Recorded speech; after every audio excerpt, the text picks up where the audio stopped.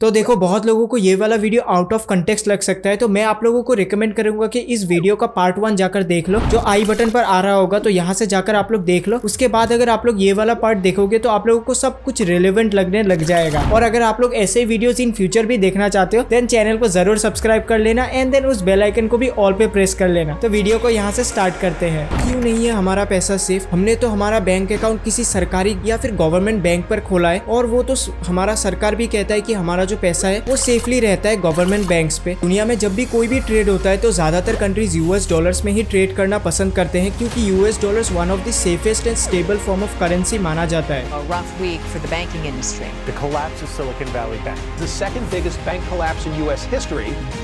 4 decades after its creation, Silicon Valley Bank was the 16th largest bank in the U.S. It took just a day and a half for it to fall apart. This is the second biggest bank failure that's ever happened in the United States.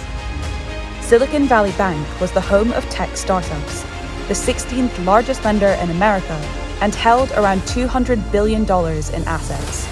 It collapsed on March 10th.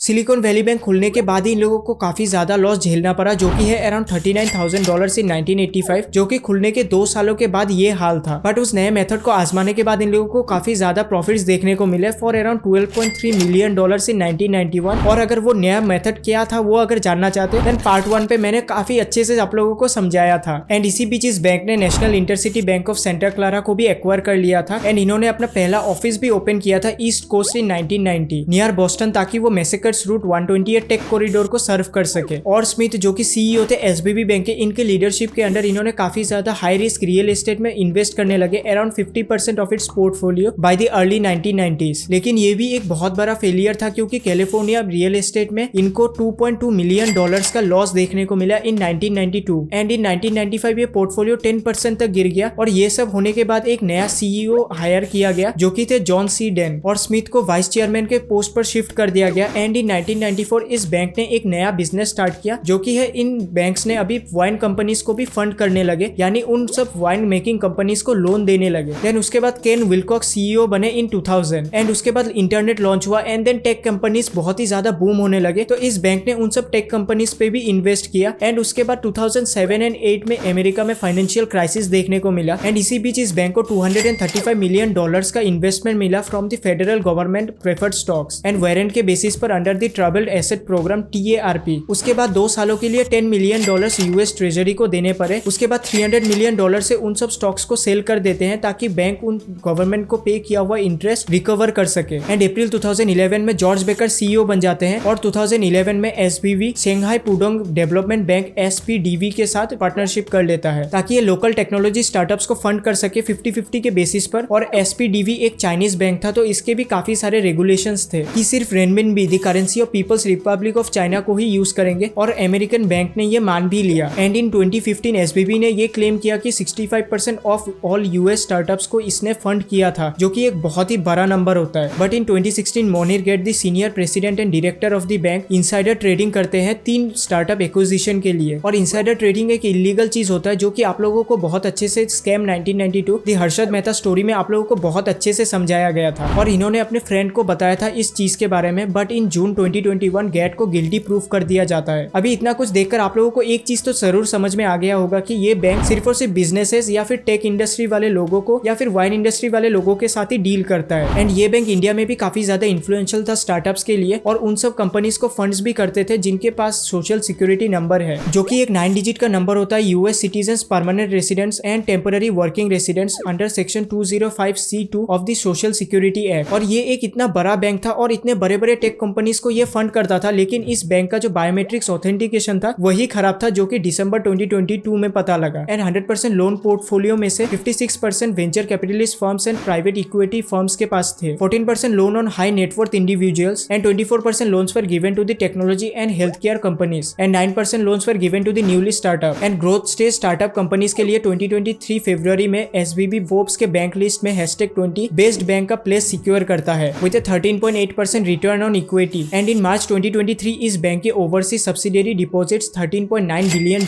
के थे। अभी बात करते हैं how this bank got collapse. तो देखो 2022 में SVB का लॉस होना स्टार्ट हुआ because of increase in interest rate by the government, ताकि इन्फ्लेशन को कंट्रोल किया जा सके। एंड इंटरेस्ट रेट इंक्रीज होने की वजह से लोग लोन लेना नहीं चाहते थे। सेकेंडली कोविड के वजह से टेक इंडस्ट्री को काफी ज्यादा बूस्ट मिला और उस टाइम पे कुछ करने के लिए था भी नहीं सिवाय कंप्यूटर या मोबाइल चलाने के। एंड क्लासेस भी ऑनलाइन हो रहे थे, जो कि अभी होता तो है नहीं और अभी सब कुछ बैक टू नॉर्मल हो चुका है। एंड वो भी स्टार्टअप्स फेल हो चुके हैं जो इस चीज पर काम कर रहे थे। लास्टली इस बैंक ने लॉन्ग टर्म ट्रेजरी बॉन्ड्स पर पैसे इन्वेस्ट किए थे और साल खत्म होते होते 31 दिसंबर 2022 को एसबीबी बैंक ने मार्क टू मार्केट अकाउंटिंग किया। इससे क्या होता है कि अपने सारे एसेट्स एंड लायबिलिटीज को करंट मार्केट प्राइस के साथ कैलकुलेट करना। एंड इस कैलकुलेशन में इन लोगों को अनरियलाइज्ड लॉसेस देखने को मिले, जो कि ये $15 बिलियन से भी ज्यादा का। और देखते ही देखते मार्च 2023 को ये बैंक कोलैप्स हो जाता है बिकॉज ऑफ ओनली 2 रीजंस। एक तो पहला है कि खराब रिस्क मैनेजमेंट सिस्टम इस बैंक का, एंड दूसरा क्या है वो है टेक इंडस्ट्री पर ज्यादा इन्वॉल्व हो जाना या फिर ज्यादा पैसे वहां पर इन्वेस्ट कर देना। उसके बाद 10 मार्च 2023 को एग्जामिनर्स आते हैं from the federal reserve and the FDIC bank, ताकि वो बैंक के फाइनेंसियर्स चेक कर सके। उसके कुछ ही घंटों के बाद California department of financial protection and innovation DFPI ने एक ऑर्डर इशू करते हैं कि ये बैंक वो लोग टेक ओवर कर रहे हैं। और ये भी बताया जाता है कि उन लोगों के पास अभी फंड्स नहीं है एसेट्स के बदले। एंड FDIC को अपॉइंट किया जाता है एज ए रिसीवर और उसके तुरंत बाद एक deposit insurance national bank setup किया जाता है और वो किया जाता है national bank of Santa Clara में। और मंडे से ब्रांचेस खोलने के लिए बताया जाता है ताकि इंश्योर्ड डिपॉजिट्स को वो लोग एक्सेस कर सके। और मार्च 12 को एक ऑक्शन होता है सिलिकॉन वैली बैंक्स के एसेट्स के ऊपर, जिसमें PNC financial services and RBC bank ने ऑफर किया था। बट वो अमाउंट तो डिस्क्लोज नहीं करते हैं, बट वो अमाउंट मुझे जितना लगता है वो काफी ज्यादा कम था। इसी वजह से FDIC ने ये ऑफर रिजेक्ट कर देते हैं। तो अभी एक सेकेंड ऑक्शन फिर से होने वाला है, बट जब एक बैंक फेल होता है तब एक टेम्पररी बैंक बनाया जाता है जिसको एक ब्रिज बैंक कहते हैं। तो सेम इस केस में भी एक ब्रिज बैंक सेटअप किया गया जिनके CEO बने बेन टीम। तो पहले SBB बैंक के क्लाइंट्स इस बैंक के कस्टमर्स बन गए और ये बैंक फंक्शन करने लगे सेम बैंकिंग आवर्स में। But on 17 March 2023 Silicon Valley bank का parent company SBB financial group chapter 11 bankruptcy file करते हैं। और मैंने अपने इस वीडियो के पार्ट 1 में बताया था कि SBB bank SBB financial group का एक पार्ट है, यानी एक सब ब्रांड है। एंड इसके बाद फुल हंगामा हो जाता है एंड इसके वजह से टेक कंपनीज एंड स्टार्टअप्स को काफी ज्यादा इंपैक्ट होता है। बट एट लास्ट 26 मार्च 2023 को FDIC ये अनाउंस करता है कि फर्स्ट सिटीजन बैंक शेयर्स पूरा एक्वायर करने वाला है the commercial banking business of SBB को। एंड इस डील में $119 बिलियन